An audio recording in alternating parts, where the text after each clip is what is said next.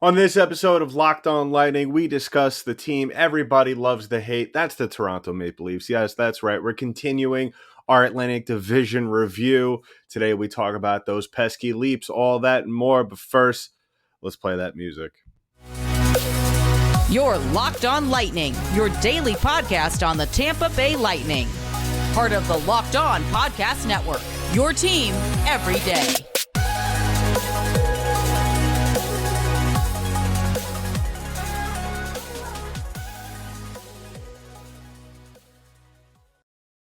And welcome to another episode of Locked On Lightning, part of the Locked On Podcast Network. I'm your host, Adam Denker. I'd just like to thank all of you for making us your first listen of the day. On today's episode, we are discussing the Toronto Maple Leafs, continuing our Atlantic Division review segment. In case you've missed the past couple of features, we've talked about the Bruins, we've talked about the Senators, we've talked about the Panthers, and the Red Wings as well. So we're wrapping it up here with Montreal, with Toronto, and then Montreal. So go ahead back and listen to those past episodes so you could catch up, so you're ready as the Tampa Bay Lightning are ever closer, finally, to the start of the 2022-23 season. So why don't we jump right into it? So as we all know, in the playoffs, Lightning faced off against Toronto, and that was a team that I said leading up to the playoffs that was a team that kind of worried me. That was a team that I felt, in my opinion, was probably the most dangerous towards Tampa at that time, just because of how Tampa was playing. You know, let's all face it, up until that point, the last couple of weeks of the regular season leading up to the Stanley Cup playoffs, Tampa wasn't exactly that stellar, disciplined hockey team that we've all come to know and love and have seen win 2 consecutive cups up until that point. And then you had this Toronto Maple Leafs team who everybody loves to hate them. Everybody loves to make fun of them. As we all know, they have not advanced past the first round of the playoffs in quite some time. And so you take that team who is dealing with all this criticism, dealing with all this backlash in one of the biggest hockey markets in the league, if not the biggest hockey market. I mean, one can make the case for Montreal. And you have Austin Matthews, who at that point, who ended up winning the Rocket Richard, who was having a phenomenal season, and a team who is clearly hungry. Very dangerous combination towards Tampa at that time. As we know, Tampa and Toronto battled back and forth throughout that entire series. And at one point, Tampa faced elimination, but was able to survive and advance past Toronto, and then eventually sweeping the President's Trophy winners, the Florida Panthers, and then going back to the Stanley Cup final. But now this year lies the question, really, how has Toronto changed? How have they improved? What kind of issue are they going to pose towards Tampa as the Lightning try to go back to the Stanley Cup final, becoming the fourth team, only the first team to go 4 straight times, to the Stanley Cup final since the New York Islanders in the 1980s. And looking at these line combos, if you want to follow along on Daily Faceoff as well as on Hockey Reference, looking at their roster, and I feel like this is the general consensus throughout the rest of the league. And I think that maybe if you speak to any Leafs fan, they might say differently. But I don't think this team is. I mean, their first line is probably one of the best in the league. Bunting, Matthews, and Nylander. Nylander is a question mark depending on who you talk to. You know, it's a mixed bag with him. Some people, and I think everybody could agree that he has all the talent in the world to be a phenomenal winger on a top line and on any team. But it seems like with him at certain points that he kind of is just disengaged. He doesn't really play with that fire that you want a guy like that to play with.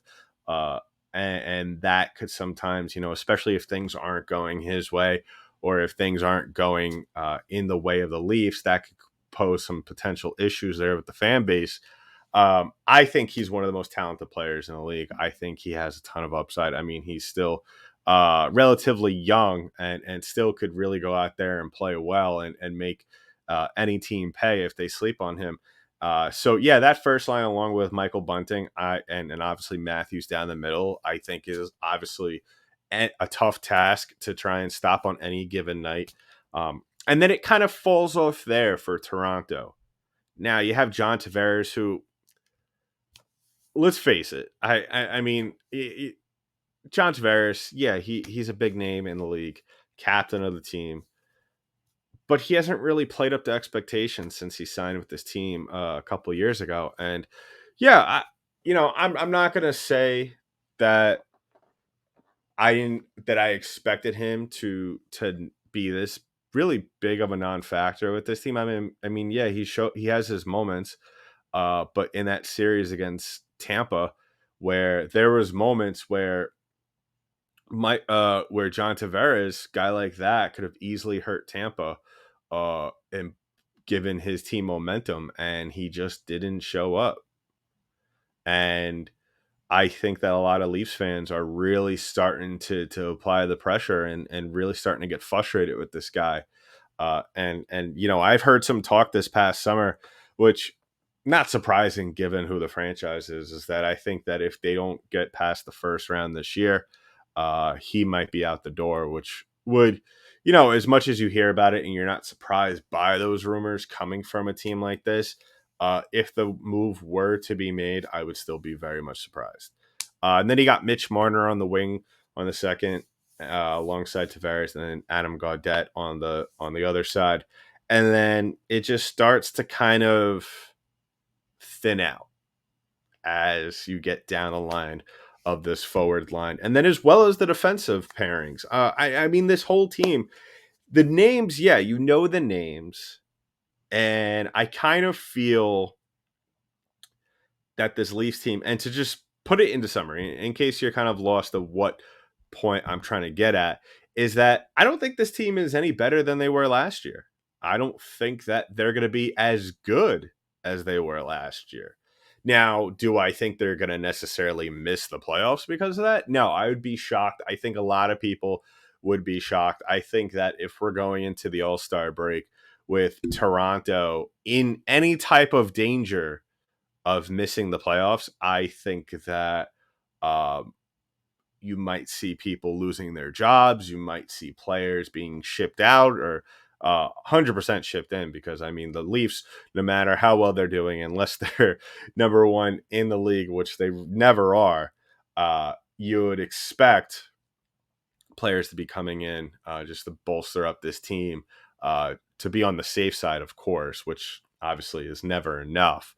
But I feel like, and the best way to make the comparison with this Leafs team, because yeah, I don't think that, yeah, they're gonna play tough. I mean, every time these two teams play, it's always a slobber knocker. But every time these two teams, I always feel like, and maybe this is just with Tampa, uh, obviously from firsthand experience, just watching those games, Tampa always has the upper hand. I think a lot of it has to do with um, Tampa is better at not panicking in the big time situations.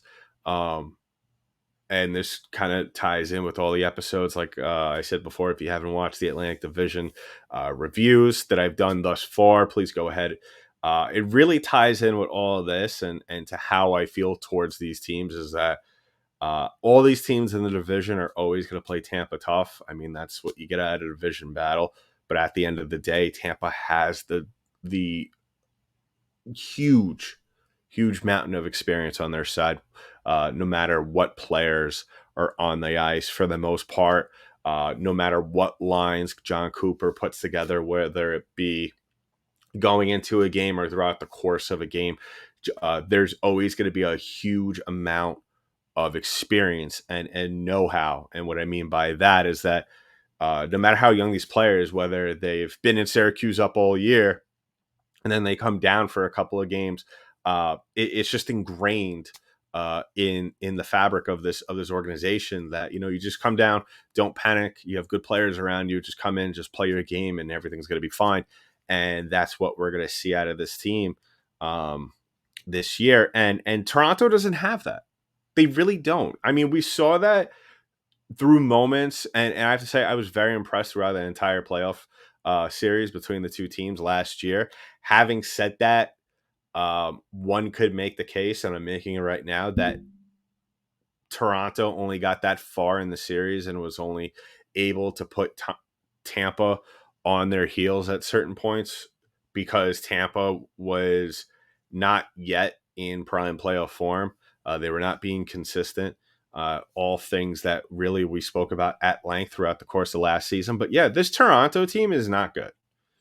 Uh, are they a team that we should be wary of? Are they a team that we should still keep our eye on as the season goes along? Absolutely. But is there a lot of work that needs to be done? 100% on their part. They're I don't think this team, they look like a first round out for me again. And I think a lot of people in the league believe that. I don't think that nobody is particularly scared of this Maple Leafs team. And I think if you ask a Maple Leaf fan, and when I say you ask them, I mean, one that is level headed, not one who thinks they're going to win the cup every year, one who is actually very well in the middle of, being, positive and just, hopeless. I think if you catch someone in the middle and ask them, yeah, I don't think we're that good of a team. I think that's what you'll get out of them. So we'll talk about more about the Maple Leafs. Obviously, there's a lot to unpack about this roster in just a bit. But first, I want to talk about today's sponsor, and that is Athletic Greens. I just came back from the gym before recording this podcast, and I started off my day before heading to the gym with a nice, tall, cold glass of Athletic Greens. They have all the nutrients I need to start my day. I feel 100% ready to tackle on anything I have to do. And yeah, right now is the best time to get it with winter right around the corner, whether you're in the upper Northeast, where I am, or if you're down in Florida. This is what you need to tackle to get into the gym, to start your day. Wherever you go, whatever your activity is, you're definitely going to want to bring this along. So right now is the time to reclaim your health and arm your immune system with the convenient daily nutrition. It's just one scoop in a cup of water every day. That's it. No need for a million different pills and supplements to look out for your health. So to make it easy, Athletic Greens is going to give you a free 1-year supply of immune supporting vitamin D and that is 5 free travel packs with your first purchase. All you have to do is visit athleticgreens.com/NHL network. Again, that is athleticgreens.com/NHL network. Take advantage and ownership over your health and pick up the ultimate daily nutritional insurance. So moving on, well, not really moving on. We're still talking about it, but kind of taking a deeper dive into this team, this Toronto Maple Leafs team, because I think I mean there is a lot to talk about with this team, but really to sum it up, Toronto, I think if 1 being terrible and then 10 on the scale being the best team in the league, being otherworldly, potential chance of going 82-0, winning the cup. Toronto is, I would say, a soft 4, maybe a 3.5. I think that they are starting. Mitch Marner, very good player, still has his issues of where, and it's weird with a player like him who is so talented and has that potential if he was more consistent to potentially be a superstar, which he is, but like he's not in the top 5. Obviously, he's not in the top 5. He's a top 10 player. I believe that. But and that kind of goes for Nylander. Nylander, I think, is top 25. He's certainly not top 10. But really, with this Maple Leafs team, it's been consistency out of their supporting cast. I mean, really, what it comes down to is that Austin Matthews can't do it all, and I kind of view this right now, and it's very reminiscent of what Washington was about 10 years ago when it seemed as though they couldn't even. Now, obviously, Washington has made a lot more deep Stanley Cup playoff runs than Toronto in recent years, but this kind of is reminiscent of when Ovi was in his mid to early 30s. I mean, he was doing the same thing back then as he is now. He's carrying this team, and I feel like not right now to this extreme, but I feel like in a couple of years, I think a lot more people might see the comparison is that Matthews could potentially fall into the situation of him essentially having to do everything to give this team not only a shot to win, but to just get them into the playoffs. And then by then he could be burnt out and all that.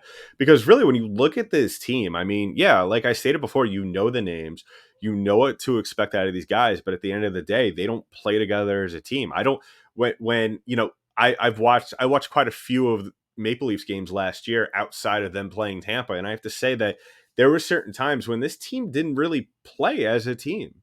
You know, you had five guys on the ice that were just kind of all doing their thing at once, and that is obviously not a winning mentality. That is obviously not something that is going to get you in, which was why it was so shocking to me in the moment. And I think a lot of people, whether or not you saw it like that through the regular season with this team, but it was so shocking when they came into the first round and actually did what they were supposed to do in the situations when they needed to bounce back and hit Tampa in the face and capitalize on the moment. And like I stated before, a lot of that has to do with Tampa not doing things themselves now, but you got to give credit where credit is due.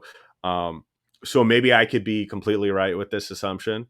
Maybe they're gonna fall off this year. You know, maybe we might see a little bit of a team that is struggling to find their identity, a team that is struggling to play together, where they're gonna have to rely on 34 the entire time. Which, for the sake of being a general hockey fan and appreciating what Austin Matthews is, you don't want to see that. I don't want to see that. But it does help the Lightning in head-to-head matchups. Um, but you look at, we've spoken enough about the forwards and that those four lines there. But even like the defensive pairings, Morgan Riley, TJ Brody, Mark Giordano, Justin Hull, Jake Muzzin, and Jordy Ben. I mean, Hull, I like his game. I like what he does on the ice. He definitely has his moments where he could make an impact offensively. And I say that very loosely. Uh, Morgan Riley, we know what you're kind of going to get out of this guy. TJ Brody, I mean, decent player. I don't think he's a first line defenseman. And then that third line with Muzzin and Ben, I mean, if you're a Leafs fan, you can't really feel good about that. Um, that's just how I look at it. Two guys who are pretty much, I wouldn't say they're at their end of their NHL careers, but guys definitely that you could do a lot better. And then looking at your goalie situation, which has been the talk for quite some time now, over the last couple of years, especially last year, with their struggles. And that was what I think eventually led to Tampa coming out on top in that series.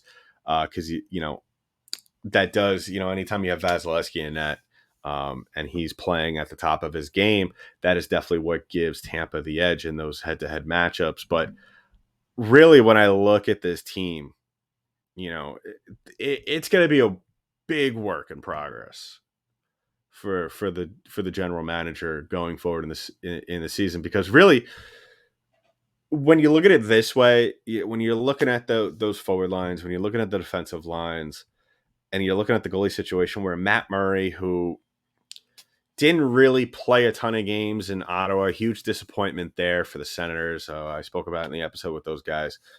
And then Ilya Samsonov, who, yeah, I mean, that's a good, I don't think he's a clear cut number one in net for you. But one has to figure he's going to get a pretty good amount of chunk of playing time in net, considering Matt Murray. He's going to probably have his struggles this year. He's definitely, I would be shocked if he stays completely healthy throughout the course of the season. Um, So I really I think it, if you're a Leafs fan, I think you have to look at Samsonov and hope that he has a good season because, if you see Matt Murray in net, um, and he's not playing well, but you keep seeing him being thrown out there, that means that hope has been lost with Samsonov. Yeah, I mean, like I've said multiple times throughout this entire episode, I mean, Toronto is just a team where I look at them top to bottom, and yeah, there's players that can hurt you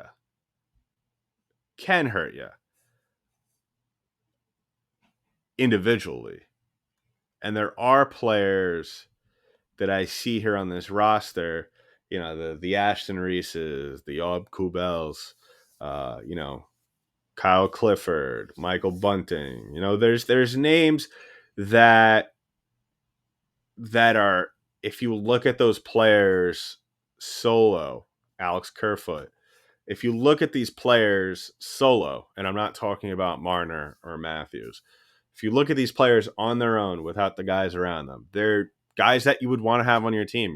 There's certain guys on this team that I think if they were free agents and the Lightning had the salary cap this offseason, I would have said we got to sign this guy. We got to sign this guy. And obviously they don't. But you put those guys around, and we've seen this not only with Toronto, but another, actually a Western Conference team, the Edmonton Oilers, kind of does the same thing. I'm starting to think this is maybe a Canadian hockey team thing. They're so desperate to get something out of these guys, to where they're just putting them together, and you're not taking into account that how these guys' games may or may not mesh well together. The Morgan Rileys, guys like that. I don't think that there was really, you're just looking at these guys as singular players and seeing what they have done on the ice, and yeah, that's great. Obviously, they've earned NHL contracts, but putting them together may not necessarily be a good fit. And I think when you look at this roster with Toronto, um, that's what you see. You see a group of talented hockey players who they'll have moments where you'll see flashes of that chemistry. But I think at the end, when we go down to it, especially in head to head matchups with Tampa, I think really what it comes down to is that the the way the games complement each other, the way some of these guys are able to adapt in certain situations. I think that's really what's going to hurt Toronto down the line when they play Tampa, and I think that's what Tampa really what it comes down to. They need to capitalize on, and I think that it's going to be what it is. I feel like in any situation with the Lightning is that they're a good team. They have the players to go out there and succeed, to be one of the better teams in the National Hockey League. It's all a matter of going out there and executing. And I feel like if they could do that and not let the moments get too big on them, and allow to go out there and just let the game happen for them, I think they'll be in a good space with Toronto. So, these two teams will see each other. Their first matchup is not until December 3rd. So we do have some time to, at least I do, to kind of lose my mind over this team, because I am expecting of a little sluggish of a start from this Tampa team. They do open up the season against the New York Rangers, like we've stated before. And then a couple of tough matchups to start the season after the Rangers. They play on the road for two more games with Columbus, who just got Johnny Hockey. And then they play against a very, very experienced Pittsburgh Penguins team. So we'll have to see how those two teams, how they go against those first couple of teams to start the season. We'll wrap things up in just a bit. But yeah, go ahead and like and subscribe to the pod, because it's going to be interesting how the Lightning are able, like I said, to go out there and enact that experience that they have a plethora of on teams like the Toronto Maple Leafs. So wrapping things up here on the show, I wanted to talk real quick, and give me a second and I'll pull it up. There was an article that was on the in the Athletic. So if you're subscribed to the Athletic, it was an article. I don't remember who wrote it, but it was discussing the one player that every NHL team would what player would be offered up in a potential trade, in any case. And I was curious, obviously because Tampa is probably going to make a move at some point this season, whether it's to shed some more cap to get rid of Alex Killorn.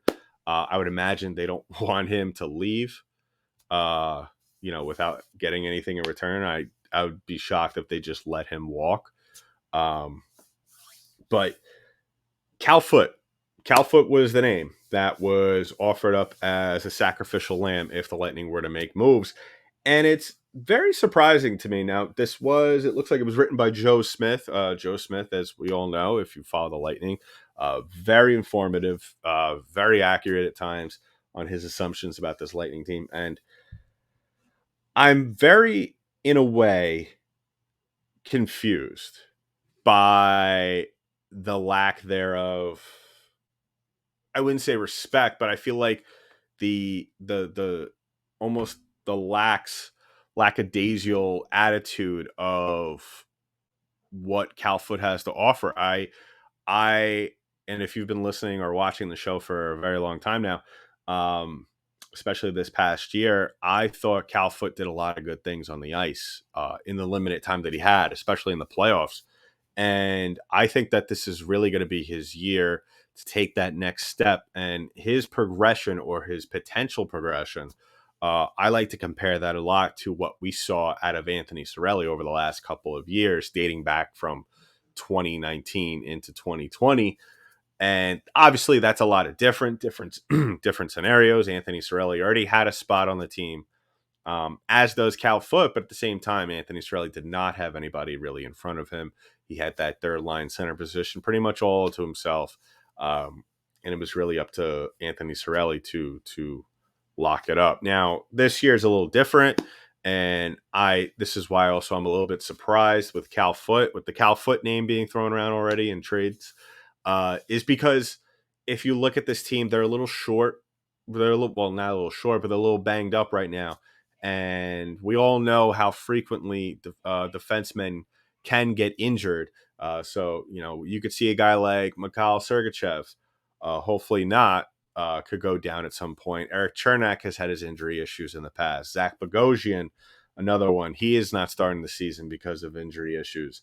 And really, and Felipe Myers as well, who's kind of in the mix for this, which I'm still it's a little confusing as well with that as to why, I'm not saying that, Felipe Myers is the wrong choice. I feel like, but if you're picking between a guy who's been here already, who has the experience, why would you be so willingly to give him away for Felipe Myers, who just walked in the door? So we'll have to wait and see. I think it's a very strange thing, um, to really just already talk about getting rid of this guy. I think Cal Foot has a lot of upside. I think he has a lot to offer this team, and it would really be a shame at the end of the day if he is traded away just because the Lightning want to bring someone in, whether it be on an expiring contract. Because I think that in these days, I think really, especially what the Lightning have in Syracuse, um, I think it would be unfortunate to give away a talent who is still developing in Cal Foot and who has, in my opinion, a lot of upside. So we'll follow that as well. Hopefully, it doesn't come to fruition at all.